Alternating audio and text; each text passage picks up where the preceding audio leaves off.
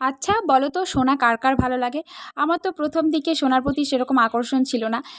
কিন্তু দিন দিন না সোনার প্রতি আকর্ষণটা আমার একদম বেড়েই চলেছে।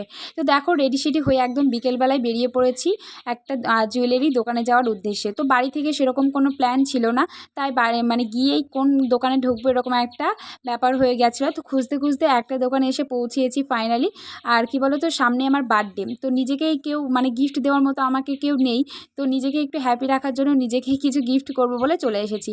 তো দেখতে পাচ্ছ, প্রথমে এসে ব্রেসলেট পলাগুলো দেখে নিলাম। তো ব্রেসলেট পলাগুলো না খুবই সুন্দর লাগছিল দেখতে, জানো তো। মানে এখন যা অবস্থা, মানে সোনার দাম তো একদম অনেকটাই বেড়ে গেছে।